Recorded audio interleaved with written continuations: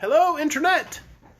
It's 8 o'clock, it's Facebook Live, and we are here reading the 8th book in the Oz series, Tik-Tok of Oz.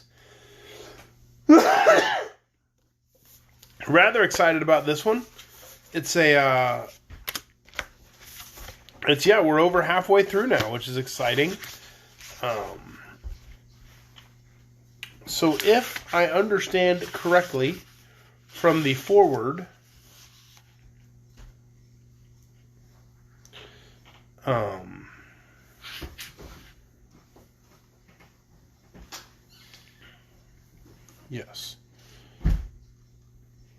Yes, this is the next book in the Oz series. I thought it said something else, but I guess I was mistaken. 25 chapters. We're going to meet a new character right off the bat here named Anne, and she's a queen. We're going to find all about Anne and what she's going to do, and then, right here. Right here at the beginning, there's a picture of Tik-Tok riding a donkey. I'm not sure why Tik-Tok is riding a donkey. Seems like an odd thing for Tik-Tok to be doing, but there he is, riding a donkey. Showing the children. Showing the munchkins. I'm certain my munchkins aren't wearing headphones while I'm reading to them. That would be silly, right? Right. So, Tik-Tok of Oz. Chapter 1. Anne's Army. "I won't!"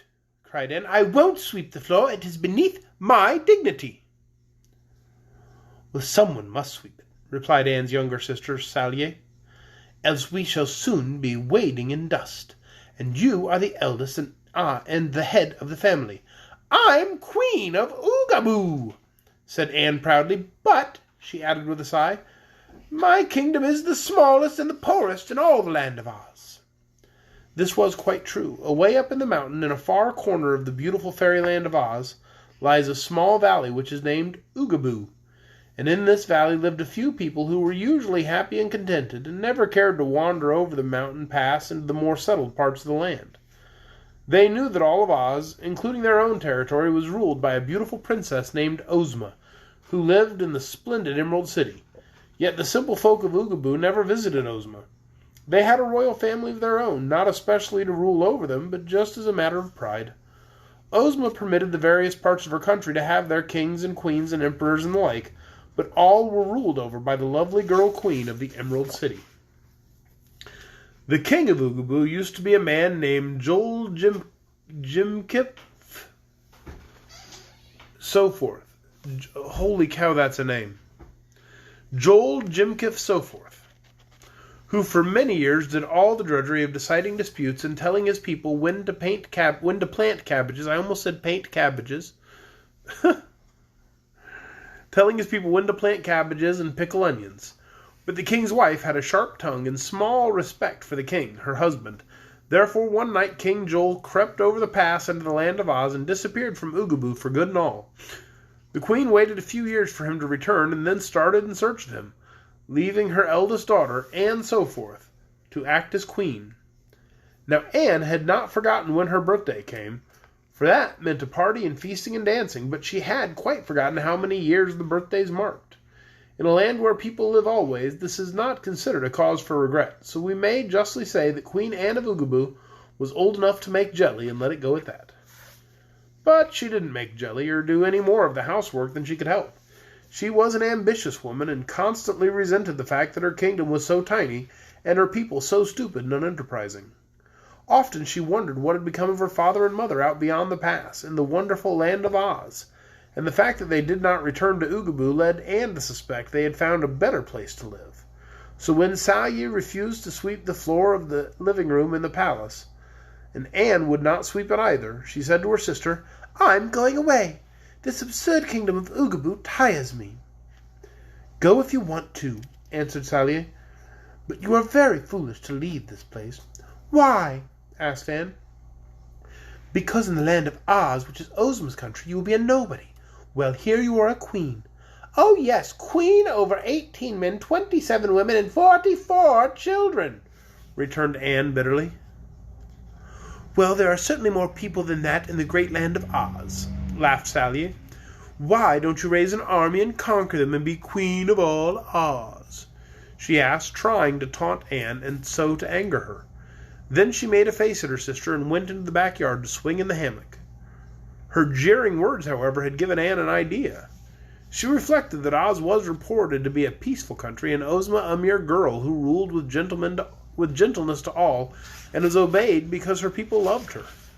Even in Oogaboo, the story was told that Ozma's sole army consisted of 27 fine officers who wore beautiful uniforms but carried no weapons, because there was no one to fight. Once there had been a private soldier besides the officers, but Ozma had made him a captain general and taken away his gun for fear it might accidentally hurt someone. The more Anne thought about the matter, the more she was convinced it would be easy to conquer the land of Oz and set herself up as ruler in Ozma's place, if she but had an army to do it with. Afterward, she could go out into the world and conquer other lands, and then perhaps she could find a way to the moon and conquer that. She had a warlike spirit that preferred trouble to idleness. It all depended on an army, Anne decided. She carefully counted in her mind all the men of her kingdom. Yes, there were exactly 18 of them all told. That would not make a very big army, but by surprising Ozma's unarmed officers, her men might easily subdue them. "Gentle people are always afraid of those who bluster," Anne told herself. "I don't wish to shed any blood, for that would shock my nerves, and I might faint. But if we threaten and flash our weapons, I'm sure the people of Oz will fall upon their knees before me and surrender." This argument, which she repeated to herself more than once, finally determined the Queen of Oogaboo to undertake the audacious venture.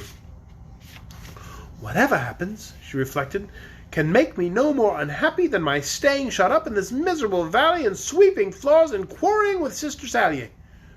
So I will venture all, and win what I may." That very day she started out to organize her army. The first man she came to was Joe Apple, so called because he had an apple orchard. "Joe," said Anne, "I'm going to conquer the world, and I want you to join my army." "Don't ask me to do such a fool thing, for I must politely refuse, your Majesty," said Joe Apple. "I have no intention of asking you. I shall command you as Queen of Oogaboo to join," said Anne. "In that case, I suppose I must obey," the man remarked in a sad voice. "But I pray you to consider that I am a very important citizen. For that reason am entitled to an office of high rank." "You shall be a general," promised Anne. "With gold epaulets and a sword?" he asked. "Of course," said the Queen. Then she went to the next man, whose name was Joe Bunn, as he owned an orchard where graham buns and wheat buns in great variety, both hot and cold, grew on the trees. "Joe," said Anne, "I'm going to conquer the world, and I want you to join my army." "Impossible!" he exclaimed. "The bun crop has yet to be picked." "Let your wife and children do the picking," said Anne. "But I'm a man of great importance, your Majesty," he protested. "For that reason you shall be one of my generals, and wear a cocked hat with a gold braid, and curl your mustaches, and clank a long sword," she promised. So he consented, although sorely against his will, and the Queen walked on to the next cottage. Here lived Joe Cone, so called because the trees in his orchard bore crops of excellent ice cream cones. "Joe," said Anne, "I'm going to conquer the world, and you must join my army." "Excuse me, please," said Joe Cone. "I'm a bad fighter. My good wife conquered me years ago, for she can fight better than I. Take her, your Majesty, instead of me, and I'll bless you for the favor." "This must be an army of men, fierce, ferocious warriors," declared Anne, looking sternly upon the mild little man. "And you'll leave my wife here in Oogaboo?" he asked. "Yes, and I'll make you a general." "I'll go," said Joe Cone. And Anne went to the cottage of Joe Clock, who had an orchard of clock trees. This man at first insisted that he would not join the army, but Queen Anne promised to make him a general finally won his consent. "How many generals are there in your army?" he asked. "4 so far," replied Anne. "And how big will the army be?" was his next question.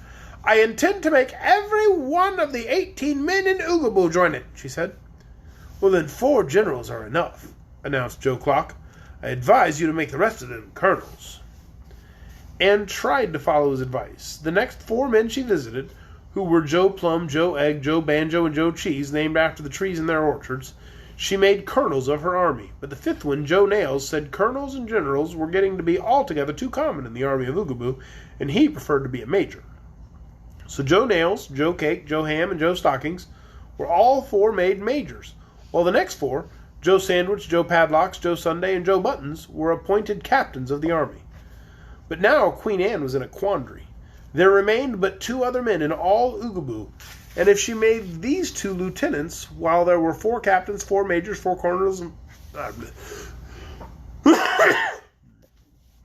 four captains, four majors, four colonels, and four generals, then there was likely to be jealousy in her army, perhaps mutiny and desertions. One of these men, however, was Joe Candy, and he would not go at all. No promises could tempt him, nor could threats move him. He said he must remain at home to harvest his crop of Jackson balls, lemon drops, bonbons, and chocolate creams. Also, he had large fields of Cracker Jack and buttered popcorn to be mowed and threshed, and he was determined not to disappoint the children of Oogaboo by going away to conquer the world and so let the candy crop spoil. Finding Joe Candy so obstinate, Queen Anne let him have his own way and continued her journey to the house of the 18th and last man in Oogaboo, who was a young fellow named Joe Files. This Files had 12 trees, which bore steel files of various sorts, but also he had 9 book trees on which grew a choice selection of storybooks. In case you have never seen books growing upon trees, I will explain that those in Joe Files' orchard were enclosed in broad green husks, which, when fully ripe, turned to a deep red color. Then the books were picked and husked and were ready to read. If they were picked too soon, the stories were found to be confused and uninteresting, and the spelling bad. However, if allowed to ripen perfectly, the stories were fine reading and the spelling and grammar excellent. Files freely gave his books to all who wanted them, but the people of Oogaboo cared little for books, and so he had to read most of them himself before they spoiled. For as you probably know, as soon as the books were read, the words disappeared, and the leaves withered and faded, which is the worst fault of all books which grow upon trees. When Queen Anne spoke to this young man Files, who was both intelligent and ambitious, he said he thought it would be great fun to conquer the world, but he called her attention to the fact that he was far superior to the other men of her army. Therefore he would not be one of her generals or colonels or majors or captains, but claimed the honor of being the sole private. Anne did not like this idea at all. "I hate to have a private soldier in my army," she said. "They're so common. I am told Princess Ozma once had a private soldier, but she made him her captain general, which is good evidence that the private was unnecessary." "Well, you see, Ozma's army doesn't fight," returned Files, "but your army must fight like fury in order to conquer the world. I've read in my books that it is always the private soldiers who do the fighting, for no officer is ever brave enough to face the foe. Also, it stands to reason that your officers must have someone to command and to issue the orders to. Therefore I'll be the one. I long to dash and slay the enemy and become a hero. Then when we return to Oogaboo, I'll take all the marbles away from the children and melt them up and make a marble statue of myself to look upon and admire." Anne was much pleased with Private Files. He seemed indeed to be such a warrior as she needed in her enterprise, and her hopes of success took a sudden bound when Files told her he knew where a gun tree grew, and would go there at once and pick the ripest, biggest musket the tree bore. That is the end of Chapter 1 of Tik-Tok of Oz. Well, you know, I don't think I like this Anne character all that much. She's planning on taking over Oz, and that's where all of our friends live, so I don't like her. I need to stop that. I guess we'll find out more tomorrow night, 8 o'clock, right here on Facebook Live for Chapter 2 of Ozma of Oz, of Tik-Tok of Oz. And Chapter 2 is entitled Out of Oogaboo. Please join us then. Good night.